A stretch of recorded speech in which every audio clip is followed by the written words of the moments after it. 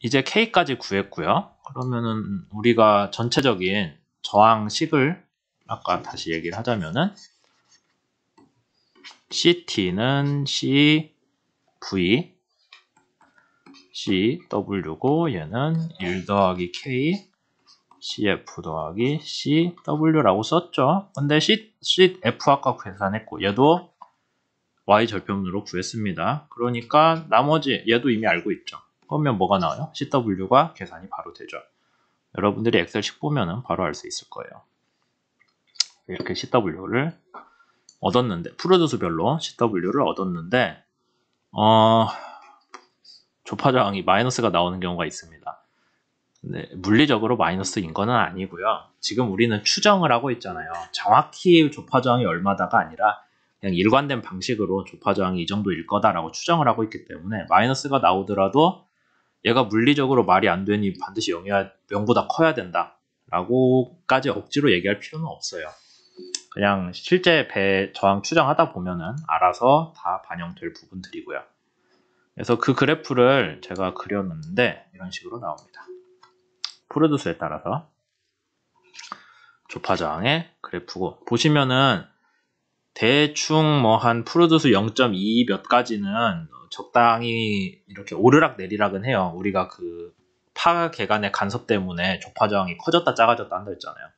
조파저항이 살짝 커졌다가 살짝 내려갔다 하는데 프로듀스 한 0.24 정도? 여기죠. 0.24 우리 설계한 데입니다. 걔보다 올라가면은 조파저항이 막 급격하게 커져요.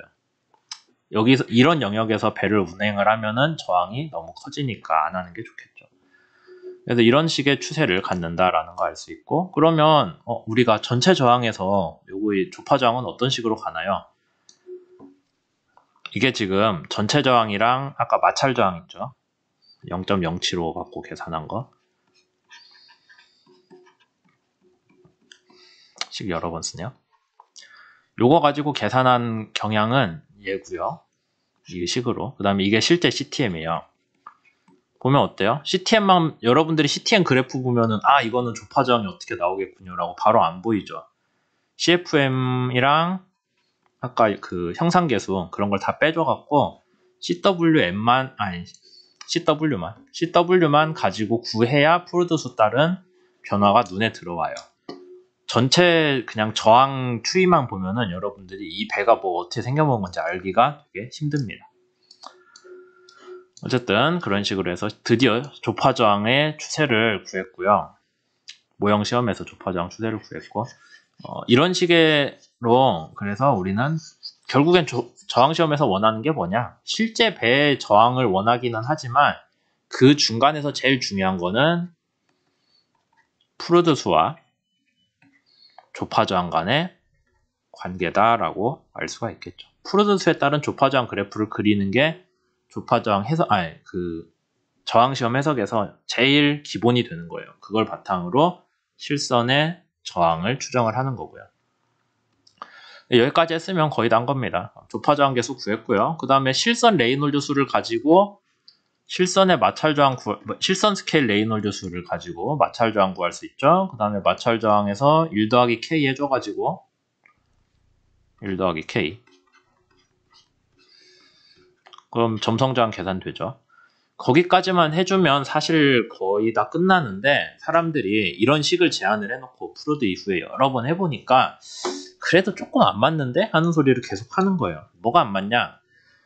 옛날 배들은 표면이 좀 많이 거칠었거든요. 그러니까 모형 실험은 작은 모형으로 하니까 표면이 되게 매끄러운데 실제 배들은 표면이 이제 옛날에 리벳이라고 해갖고 철판을 이리 때려 박는 못이 있었어요. 그걸로 하니까 표면도 거칠거칠하지. 뭐 페인트가 안 좋을 수도 있고 표면이 우글우글하고 그런 것들 영향이 있다더라 라는 거고 걔가 마찰에 영향을 준다고 하는 내용도 있고요. 그 다음에 그게 아니더라도 영향을 주는 게 분명히 있다라는 거예요. 우리가 프루드 수랑 레이놀드 수로 이 두 저항 성분을 쪼갰잖아요. 그게 말고도 뭔가 있는데 우리가 놓친 것 같다라는 항은 CA라고 따로 넣어줬습니다. 근데 CF는 사실 배를 만드는 기술이 좋아지면서 그러니까 마찰에서 배 표면이 실제 배 표면이 우글우글하거나 거친 거에 대한 고려는 이제 안 해요. 거의 다 그냥 CA만 보시면 됩니다. CA는 계속 얘기하지만은 우리가 푸르드 수랑 레이놀드 수 말고 뭔가 다른 물리적인 영향이 있는 항이 있다.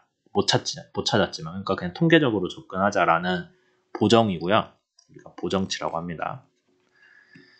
이거는 실험하는 데마다 자기네 데이터예요. 그러니까 실험하는 데마다 자기네들이 지금까지 한 내용이 많잖아요. 그럼 거기서 저 식을 업데이트를 해줘요. 자기네 밖에. 그래서 근데 우리는 그렇게 경험이 많은 상황이 아니니 수업용이잖아요. 수업에서 하니까 그냥 여러분들이 책에서 CA에 대한 식을 찾아서 쓰시면 됩니다.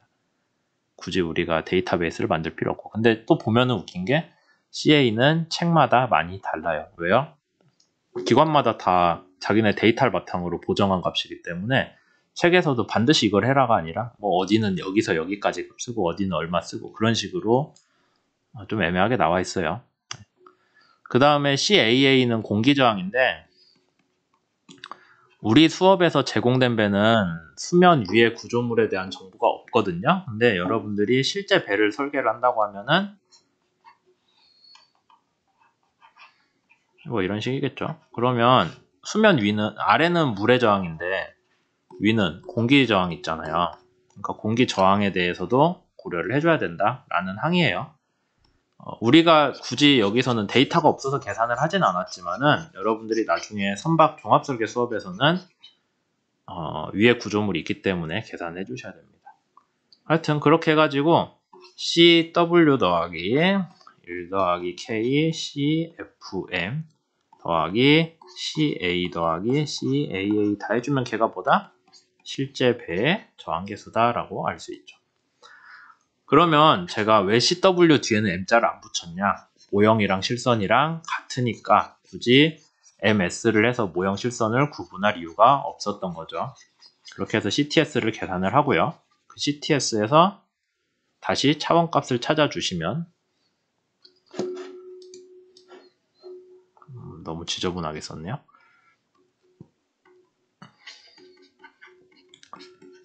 다시 차원을 찾아주려면 이거 해주면 될 거 아니에요. 그 다음에 S제곱, SS 이렇게 계산해주면은 실제 배 저항 나옵니다. 그 다음에 그 저항에다가 전진 속도 곱해주면은 이 저항으로 이 속도로 계속 이 저항을 받으면서 이 속도로 끌고 가기 위해 필요한 동력이 나오죠. 그걸 PE 유효 동력이라고 해줍니다. 그래서 결국엔 이 식을 계산을 하는 게 저항 시험 해석의 목적이 되는 거예요. 이 기본의 아이디어는 그래서 저항으로 인한 성분 푸르드 수를 갖게 한 실험입니다. 푸르드 수를 갖게 모형과 실선끼리 푸르드 수를 갖게 했기 때문에 조파 저항 계수가 모형과 실선이 같아요. 그러면 걔 말고 나머지 항은 뭐가 있냐? 점성 저항 항이 있었죠. 점성 저항을 모형 시험의 전체 저항에서 조파 저항을 얻기 위해서 모형 시험 전체에서 점성 저항을 빼준 거고요. 모형의 점성 저항. 나머지 조파 저항을 실선으로 가져와서 실선에 점성 저항을 더해줬을 뿐이에요. 그런 식으로 접근을 하는 건데 한 가지 재밌는 걸 보여드리자면은 점성 저항과 조파 저항 크기를 한번 비교를 해보세요. 우리 컨테이너 선이 느린 배가 아니거든요. 뭐 되게 빠른 배도 아니지만 근데 컨테이너 선을 보면은 아까 이 설계 속도가 푸르드수 0.24였거든요. 푸르드수 0.26 24노트 숫자가 헷갈리네요. 거기서 얘가 점성 저항이고요. 얘가 조파 저항입니다. 거의 한 8배 정도 차이가 나죠. 제가 수업 그 다음에 모형 실선으로 가볼게요. 실선에서 점성 저항이랑 비교를 해보자면은 얘가 실선의 점성 저항입니다. 얘가 조파 저항이고요. 조파 저항 계수 얘도 점성 저항 계수. 그럼 보면 몇 배 차이 나요? 한 4배? 여기는 한 8배, 7배라고 합시다. 이렇게 차이가 납니다. 그래서 실선이든 모형선이든 점성 저항이 조파 저항보다 많이 커요. 훨씬 커요. 지금 본 것처럼 7배, 4배씩. 점성 저항이 조파 저항보다 많이 큰데 우리는 푸르드 수에를 맞춰서 실험을 하는 이유는 수업 때 얘기했듯이 푸르드 수에는 레이놀드 수를 맞추는 거는 사실상 불가능하고 모형과 실선끼리. 그 다음에 레이놀드 수를 맞췄다고 했을 때 푸르드 수가 그만큼 모형과 실선 차이가 많이 벌어지는데 조파 저항은 푸르드 수에 되게 민감하게 변하기 때문에 여기 그래프 있었죠. 조파저항은 프로듀스에 되게 민감하게 변하기 때문에 여러분들이 함부로 프로듀스를 높여봐야 실험 결과를 믿을 수 없다라는 문제가 발생을 하는 거죠. 여기서 보시는 것 같이 레이놀즈 수 변화에 따라서는 여기 프로듀스라고 해놨는데 얘가 사실 V가 분모에 들어가잖아요. 그러니까 얘 레이놀즈 수로 놓고 봐도 되거든요. 레이놀즈 수도 뭐 어떻게 계산하냐? 로 VL분의 U잖아요. 그래서 똑같이 V에 비례하기 때문에 가로축을 레이놀즈 수라고 놓고 보셔도 되는데 레이놀즈 수에 따라서 점성저항, 마찰저항 거의 안 변합니다. 크게 안 변해요. 뭐 이제 모형이랑 실성같이 막 한 100배 차이 나야 이제 어느 2배 정도 줄어드는 거죠. 100배 정도 차이 날 때. 근데 프로듀스 100배 차이 나면은 조파저항은 100배 이상 차이 날 거예요. 그런 문제들이 있으니까 우리가 프로듀스를 맞춰서 실험을 한다. 점성저항이 조파저항보다 훨씬 더 크지만서도 그런 얘기를 하고 있죠. 여기까지 해서 저항 시험을 해석하는 방법에 대해 얘기를 했고요. 거기에 대한 정확한 내용들, 순서들은 물론 수업에서도 다루겠지만 여러분들한테 사이버 캠퍼스에 올려놓은 자료들인 ITTC 가이드라인들을 보시고 직접 따라 하셔도 됩니다. 어차피 이거 따라서 하는 거예요. 실제 실험도. 레지스턴스 테스트가 저항 시험이고요. 그 다음에 저항 시험에서 실제 배의 저항을 추정하는 방법은 1978년도에 다 정했기 때문에 이거 따라가서 한다라고 했죠. 이 문서는 뒤에 보면은 추진기 실험도 포함되어 있거든요. 그래서 우리 저항 추진 수업에서 최종적으로는 그 ITTC 1978 방법을 완전히 이해하는 게 사실 여러분들한테 요구되는 수업의 그 내용 중에 하나고요. 그 다음에 추가로 좀 얘기 드릴 거는 해석법 중에 그러면 조파저항 1978, 1978년 이전엔 어떻게 했냐? 라는 거 궁금해 할 수 있죠. 1978년도 ITTC 방법은 CT는 결국엔 이거예요. 1 더하기 조파저항과 점성저항의 합으로 표현을 했습니다.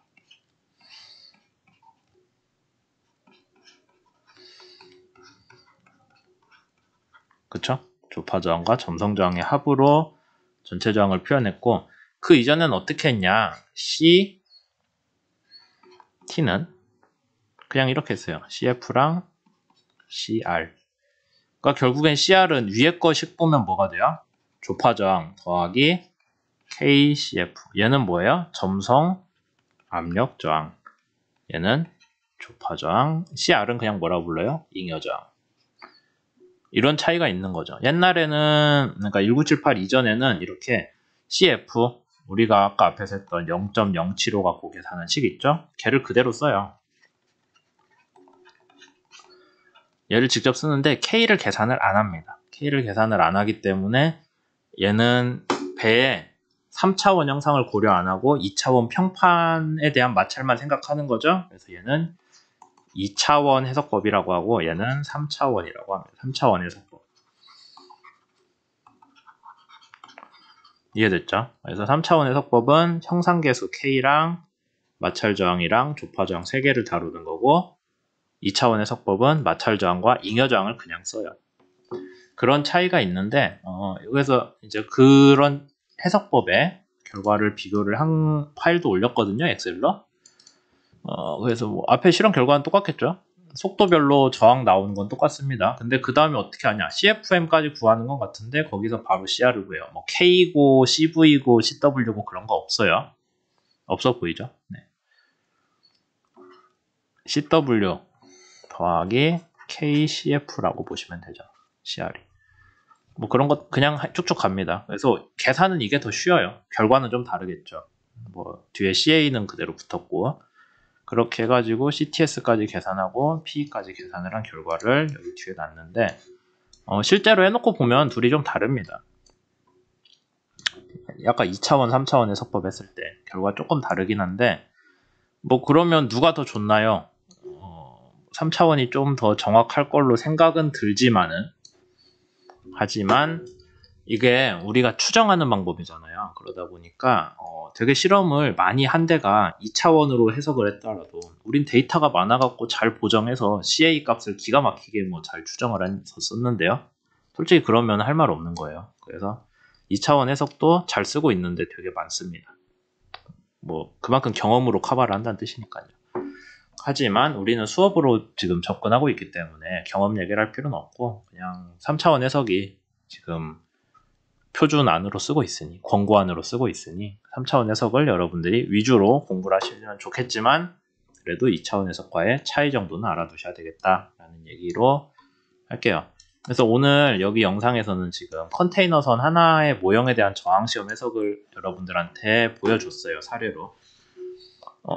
실제 실험은 하지 않았지만 실험 데이터를 했고 뭐 굳이 얘 말고도 CFD로 컴퓨터 시뮬레이션으로 모형선 저항을 구했다거나 아니면은 수업 중에 나중에 얘기를 할 건데 뭐 배 형상으로 가지고 회귀 분석을 해서 배의 저항을 추정을 했다거나 하는 방법으로도 얼마든지 접근은 할 수가 있습니다. 뭐 얼마나 정확한지는 모르겠지만 사람들이 실험이 제일 정확할 거라고 생각은 하고 있지만 다른 방법으로도 여기에서 우리가 오늘 다룬 뭐 조파 저항이라거나 아니면은 잉여 저항이라거나 그런 것들 추정하는 방법들은 다 얼마든지 있어요. 여러분들이 그런 걸 다 한 번씩 해보면 좋겠지만은 시간이 충분치는 않을 것 같긴 하네요. 그래서 오늘은 여기까지 했고요. 사이버 캠퍼스에는 오늘 한 컨테이너선 말고 다른 배들의 저항 시험 결과도 몇 개 올려놓을 거예요. 그럼 여러분들이 여기 나온 내용 보고 그대로 따라가지고 한번 해석을 해보시고 그 다음에 제가 그 사이버 캠퍼스 여기 영상 말고 이전에 다른 영상에서 얘기했던 마찰 저항 곡선들 몇 개 더 있었거든요. 한번 보여드릴게요. 여기 있네요. 이 부분. 지금 밑에 있는 마찰 저항이 아까 CF라고 쓴 거잖아요. 근데 그거 말고 어디 갔지? 여기 ATTC라는 것도 있거든요. 이것도 한번 적용을 해보세요. 이걸로 CF 구해가지고 똑같이 계산해보면 돼요. 근데 그 과정도 좀 뭔가 다르거든요. 해보면은. 결과는 비슷한데 하는 과정이 좀 다르니까 그것도 직접 해보면은 뭐 좀 도움은 될 걸로 생각이 듭니다. 그럼 여기까지 할게요.